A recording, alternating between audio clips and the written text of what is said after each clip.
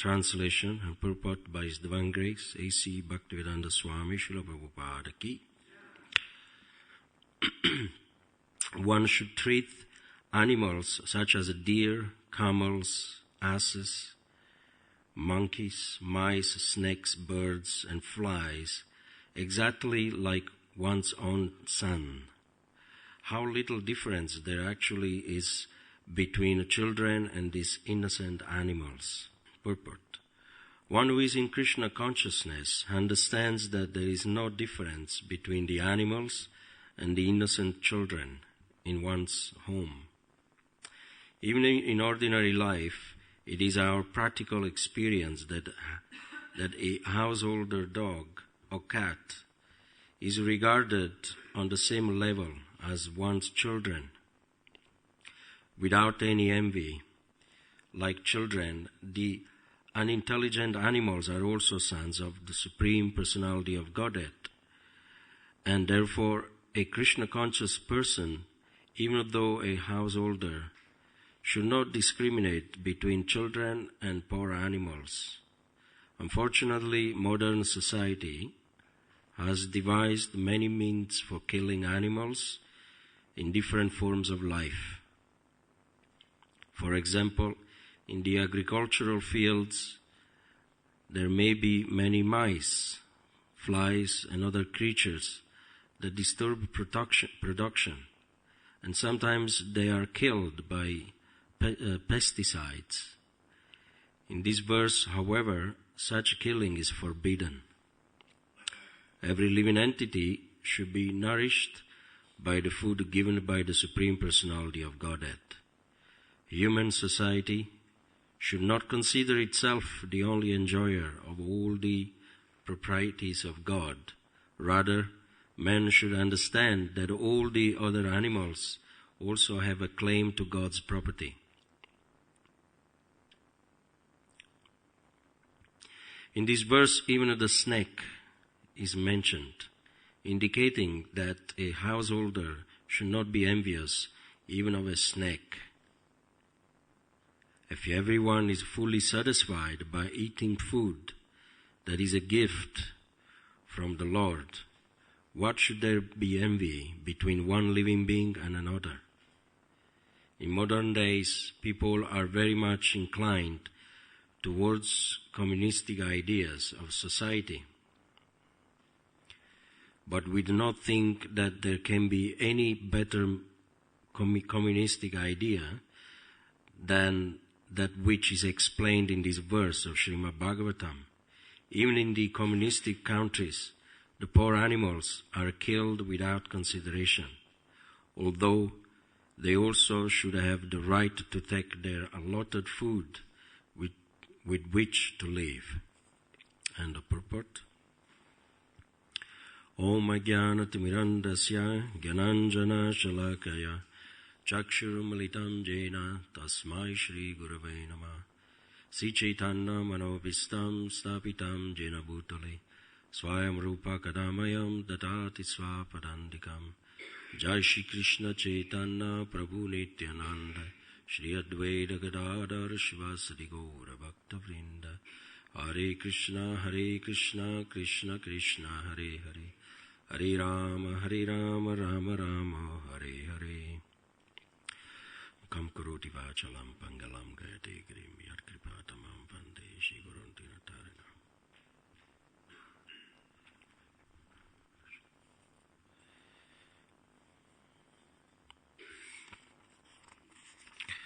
Vanchakalpadrubhyascha kripasindubhyevacha patitanam pavanebhyo vaishnavibhyo namo namah. One should treat animals such as deer, camels, asses, monkeys, mice, snakes, birds, and flies exactly like one's own son. How little difference there actually is between children and these innocent animals.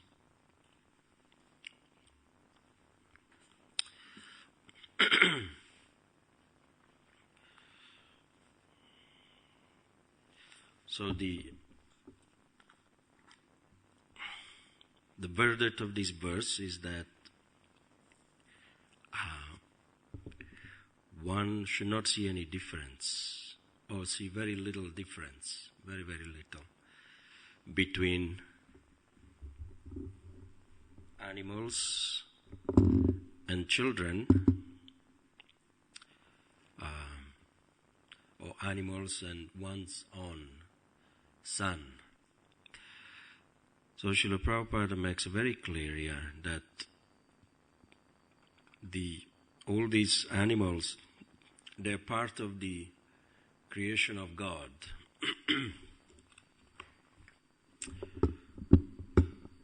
So if God creates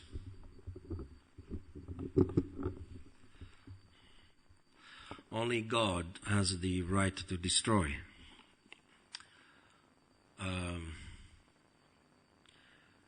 There's a quote from Srila Prabhupada in the conversation with a scientist, and they're debating, it's in the book, Life Come From Life. And Srila Prabhupada said, he's asking why the scientists, they give us so very little importance to the animals, thinking that there is no soul. Therefore, they are on this rampage of excluding the animals as being necessity of living entity, necessary living entity. And Srila Prabhupada, he defeated the argument by asking the scientists, if you can create a life in your laboratory, then you can kill life. Can you do that? Of course, they cannot create a life, the scientists. They're baffled against this phenomena. So the animals, they have no rationals, and that's why they are innocent. They have no discrimination. They do not follow the law of the land, but they follow the law of karma. Every animals, actually, they're acting more perfect than a human being. A human being has a rational, he knows what to do and what not to do. You cannot expect a cow to stop the traffic lights. But those signs and injunctions are for the human being. So the animals, they're following their instinct. They're actually in the process of punishment, they're actually paying off their karma. But they're not generating karma. There is no prarabdha karma in the activities of the animals. It is not that if the animals, jumps on you and he kills you, he has to pay the reaction of his activity. It's not like that. Animals is an animal. You instigate an animal, then you get in trouble. So they are actually already paying off the karma from their previous lives when they were human beings. The prarabdha karma, prarabdha means generating karma, when it's only for human being. And that is generated at every moment, at every seconds, with our thoughts, with our words, our activities.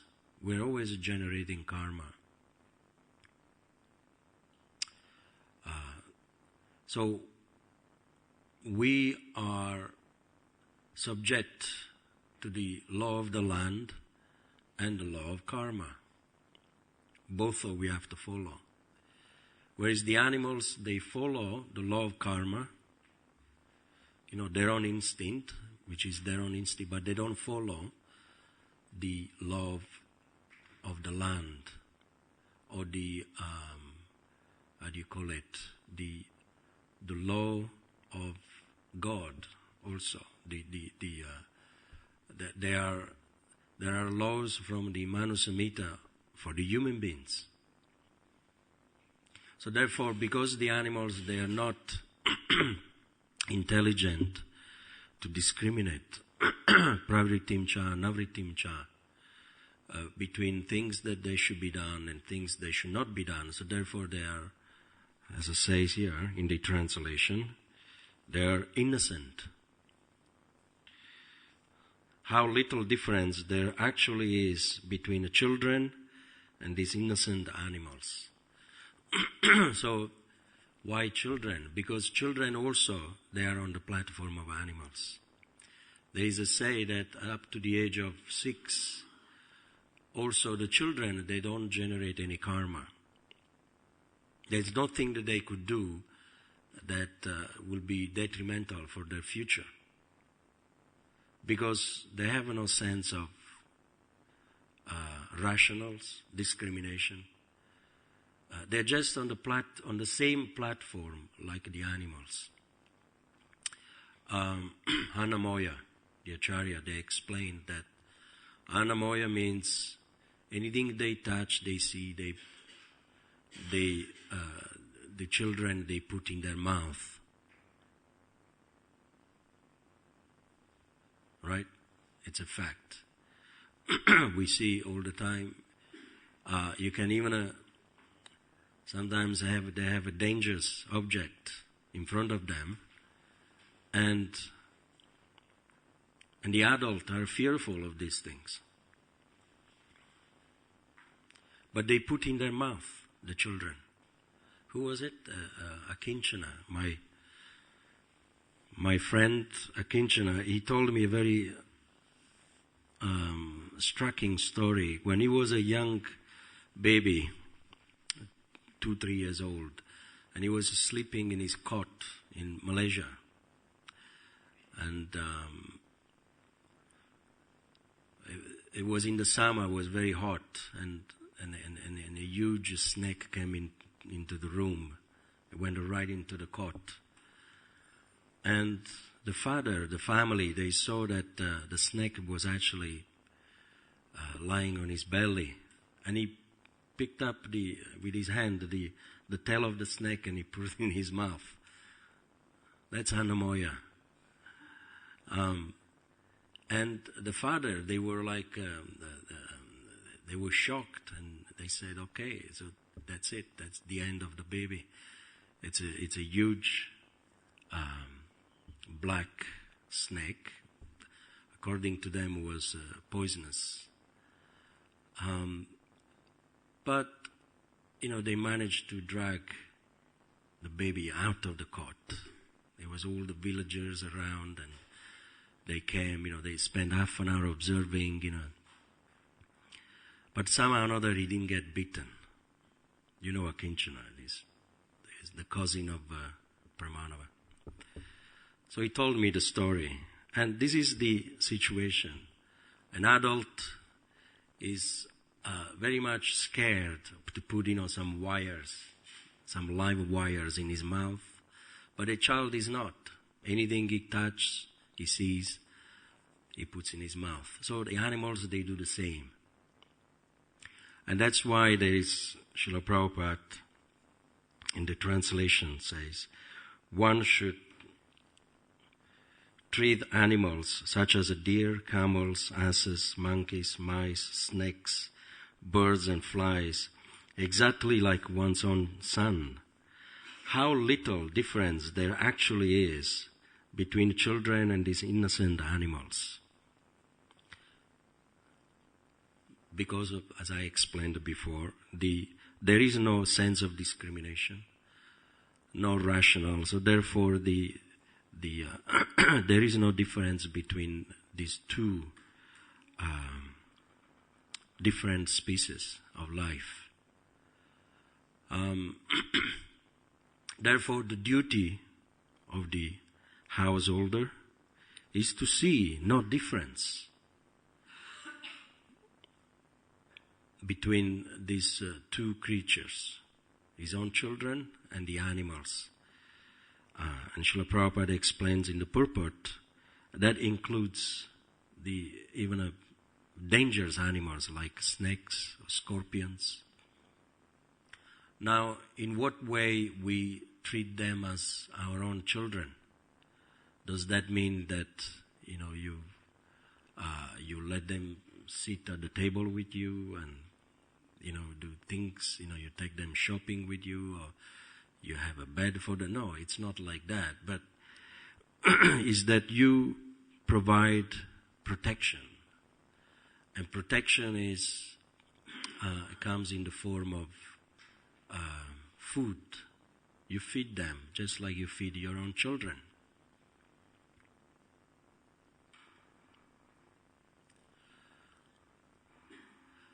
And following this law of nature, following this rule, one becomes very dear to Krishna. Because if you read in the beginning of the Srimad Bhagavatam, Maharaj Parikshit, he displayed this wonderful concern just by seeing the cow being beaten by Kali. He was very much aggrieved and very much pained to see such a situation. And Srila Prabhupada describes in the purport that this is the feeling of a compassionate person, householder. And he was a king. He therefore,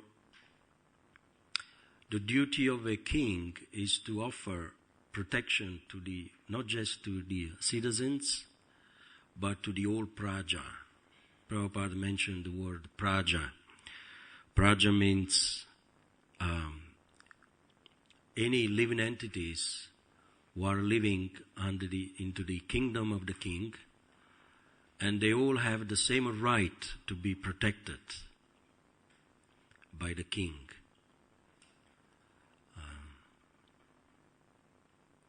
Praja means includes all the animals. So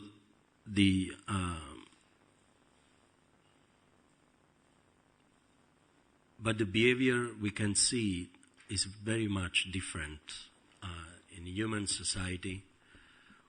We are following a different pattern of life.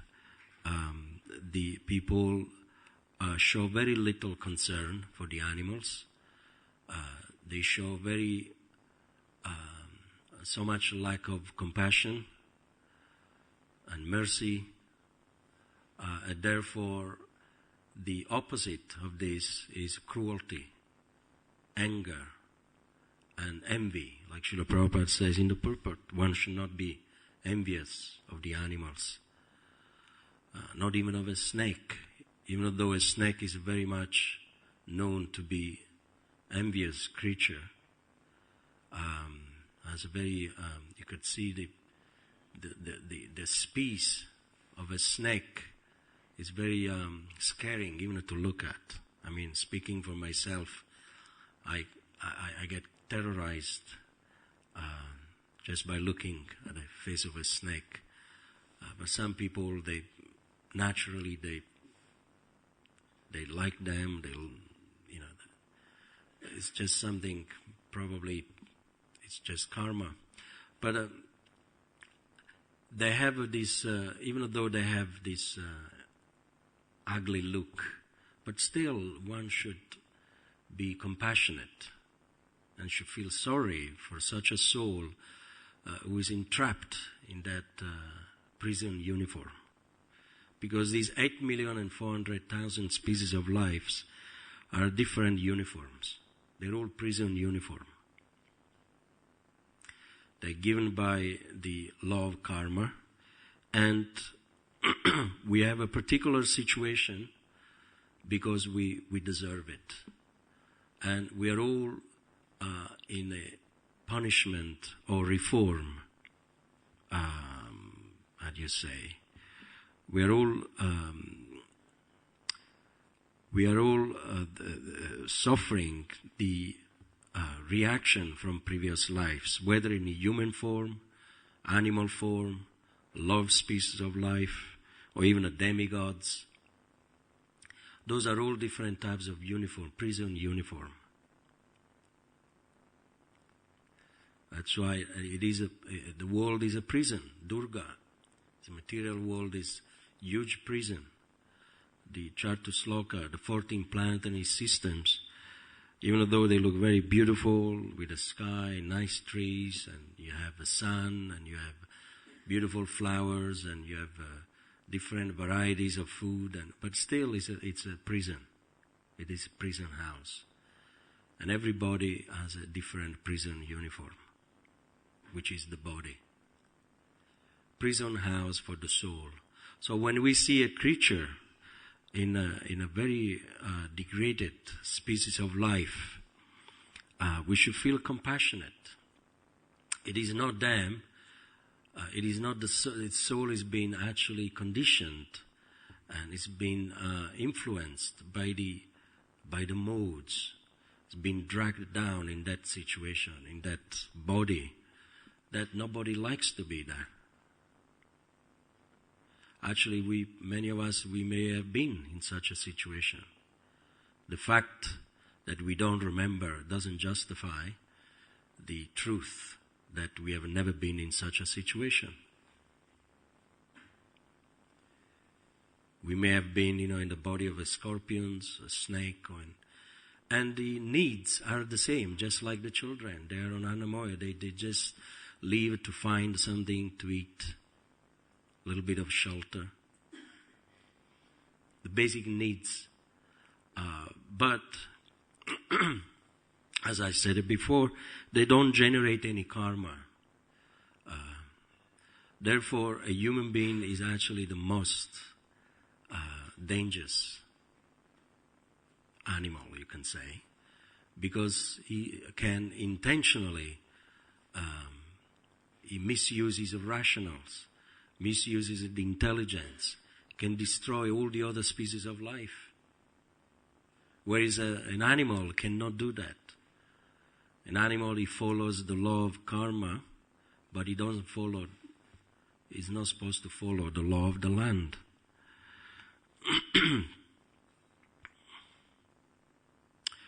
So the householder should be equal, should be impartial, in the sense that if he sees some animals who are hungry, he should feed them just like his own children. That's what Prabhupada says here. And in this way, one develop this degree of compassion, mercy, which is very much lacking in this world. People, they don't just kill those animals nowadays, but they also eat them. There is so much abuse towards the other species of life, and that's why there is entanglement in the lust, anger, greed. Krishna has given us so much natural things to eat, vegetables, fruits, grains, but because we are so lusty, we have to taste the blood of other living entities. This is actually lust is not just a sensual attraction, but is also just like when you walk around in the shops, you see something, a dress or something beautiful, I must have it. And a thief, he doesn't have money, so pushed by lust, he has to go and steal it. So lust is also when you walk around and you smell something nice, like the Chinese people, in China, they have all the different types of species hanging on outside their shops, and they have to have it. They have to taste it. That's lust. And lust produces more lust. There's something very interesting I read a few days ago in the nectar of instruction that it struck me that the Srila Prabhupada is commenting on the very first verse of Srila Rupa Goswami, and I think it's on page 10. If you read, it's very interesting that all those who eat creatures who are produced by semen, then they're doomed to be to indulge into illicit affairs. In other words, all those who eat creatures, flesh, who are produced by semen, which means different types of animals. Jai Shri Radha Gokulananda Ki Jai. They're forced, that flesh, that blood, what it does, it makes the body even more lusty. And people, they become, crazy, mad after sensual enjoyment. Just like, there are some type of oysters, some fishes or something, that people, they eat just to increase the urges for sensual pleasure. So that's a fact. Srila Prabhupada, he quotes that. So it is not natural. It disturbs the life air of the body, and a man, he finds very difficult to control his senses. Eating of meat is not just something bad, that generates bad karma and you pay a reaction, but actually it makes you a very bad person. It pushes you to do things that you don't want to do. Very often you wonder where, the madness in the world, incest, people, who are pedophile.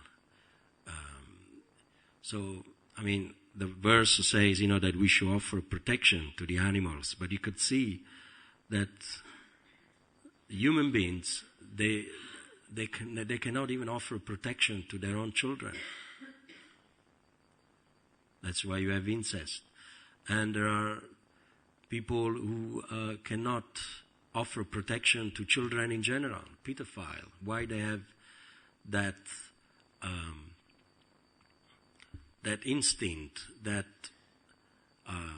asuric bhava in themselves, is because due to some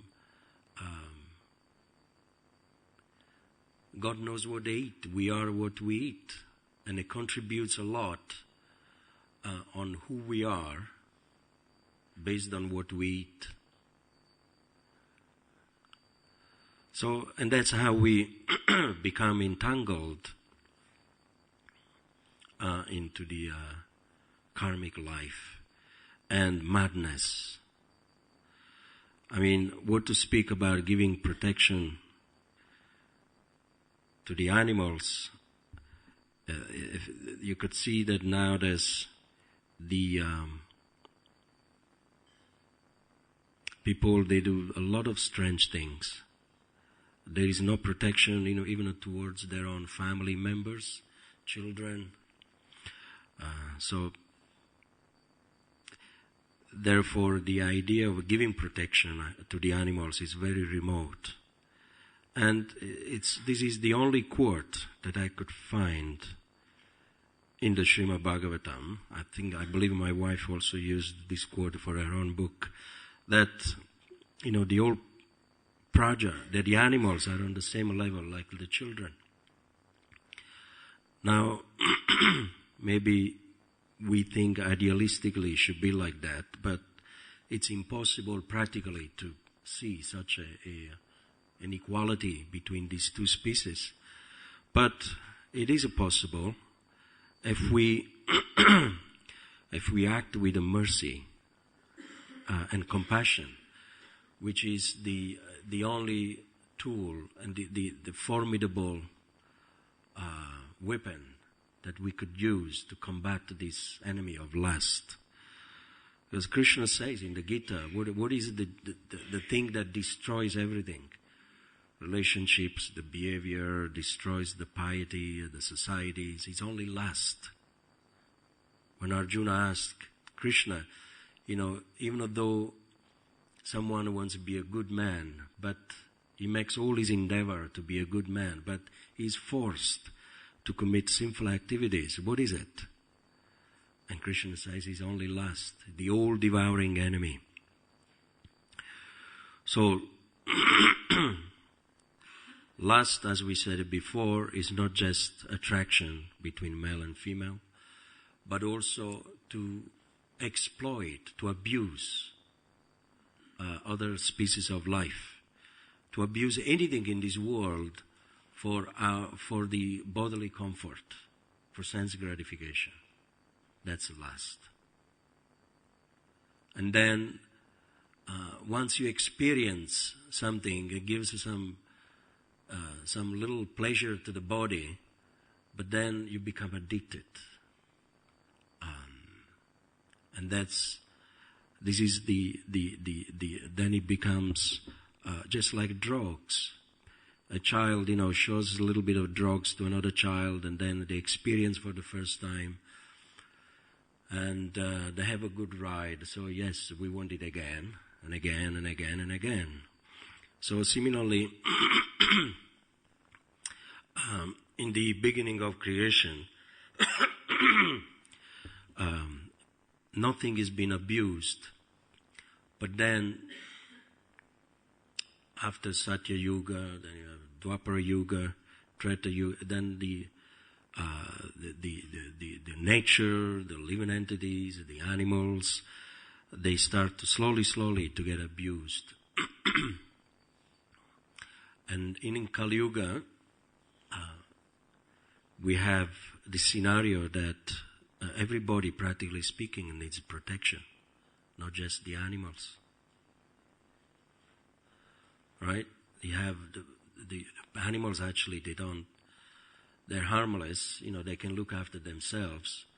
But you have a huge army, huge police force, to protect the interest of a country or a person from another human being. So really, who is more innocent here? The animals or the human being? Of course, I would vouch for the animals. They can never betray you.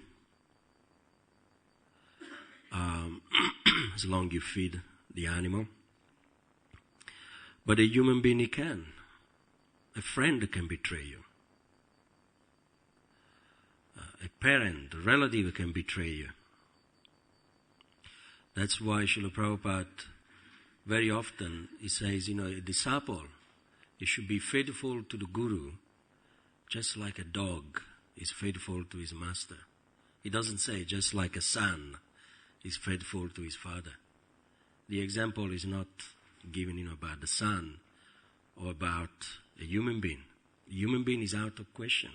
A dog is maintained by the master, by the owner. So therefore, he reciprocates with faith. He's faithful, he's loyal. He only knows the master.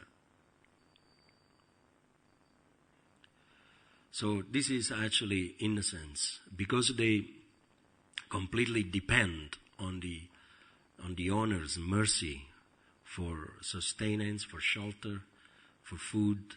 So therefore, they get protection. And every animal has the right to be protected like that. So therefore, going back to the question that Srila Prabhupada asked the scientist, you are on this rampage of killing and killing and killing animals. You can kill only if you can create. If you can create an animal, if you can do what God does, then go ahead and killing. If someone can create me again, then he will come to kill me. But only God could do that. So therefore, God creates, God destroys. There is a birth, old age, disease, and death. These are phenomena given by God. And death should come to a living entity by the will of God, not by the will of another living entity. So the similar situation, the similar rights should be given to the animals. There is a space for everybody to live in this world, not just for human beings. But we are actually committing a sacrilege towards those habitats. Just because they are not very intelligent, just because they don't have any rationals, discrimination. Therefore, they are innocent, and the human beings, they abuse them. And amongst all the animals, as we know, there is one particular animal that it gives so much for the progress of the development of any human being, and that's the cow. It gives milk. Very often you have children that they have their mothers that the milk is dried in the breast. They cannot breastfeed the children. And the only sustenance is actually cow's milk, right? Because in the beginning of their lives, you cannot give rice, dal, or pasta, pizza, whatever, to a child, to a baby. But the only food to set off the spring, the enforcement, the energy, the vitality for the child to become strong, to eat properly, to eat anything else, it's actually the milk. So some children, they just depend solely on milk. And I saw a statistic that 60% of children, of mothers, they're not breastfed, but they just depend solely on the cow, on the cow's milk. So you can see if the cow's milk is not there, well, how do they live, those children? Of course, you could give a donkey milk or whatever, goat milk, or but what kind of brain do they formulate? What kind of society you will have? So the goodness and the nourishment is given actually by Mother Cow. And that's why she has the right to be celebrated as being one of our mothers, even better than our mothers. A cow, again, that will never betray the owner. For a little bit of grass, she gives you so much milk. They're harmless. And yet people, they kill. Without any knowledge, just for the pleasure of the tongue.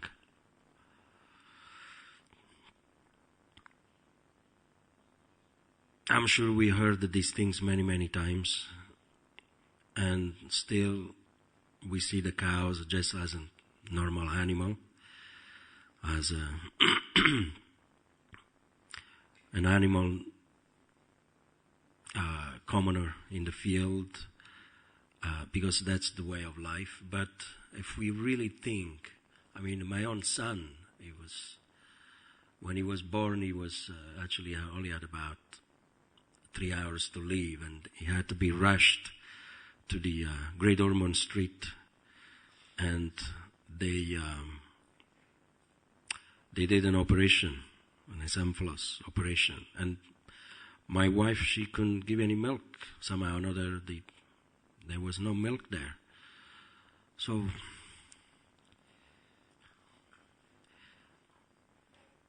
the cow saved his life.